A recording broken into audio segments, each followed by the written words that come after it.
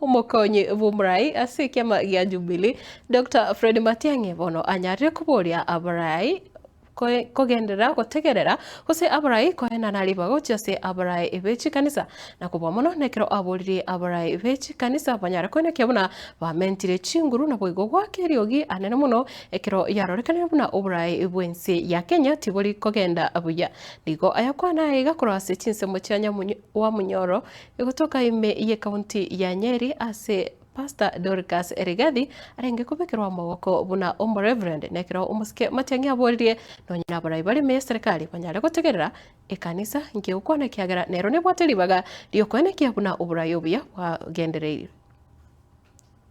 Your Excellency, I will obey you. We will not speak politics today, but let me say one thing only.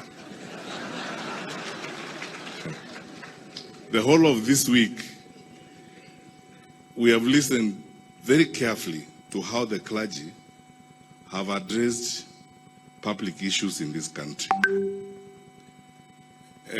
My personal experience is that I've interacted with some of these wonderful people here. And I normally tell people, for us in the secular world, these are very dangerous people because we are going to look for votes from all these people. These ones are ordained by God, and when they speak, we had better listen. And I want to ask our national leaders, His Excellency, our President and the government, please listen to the clergy, listen to the religious leaders of our country. I saw a very strong statement from the Conference of Catholic Bishops. The Anglican Church leaders have spoken very loudly, and many of you have spoken loudly. Those of you who read the Bible more oftenly, probably more often than my friend Mithika Rinturi,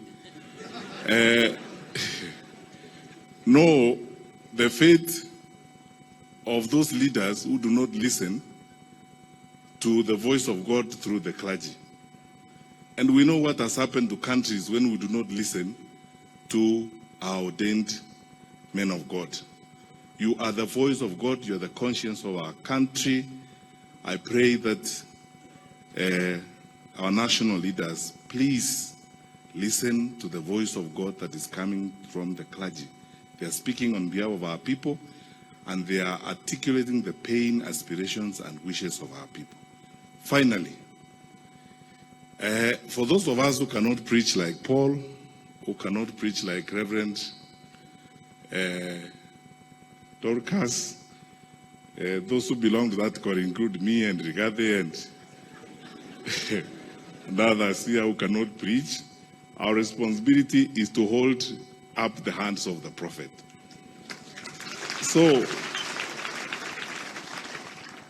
Mama, I think, let me promise with the permission of my elder brother here, His Excellency Deputy President Rigathi Gachagua, tatutafutia nafasi quietly wale ambao hatuwezi kuhubiri, so that we can come and raise up your hands as you serve these widows and these wonderful people.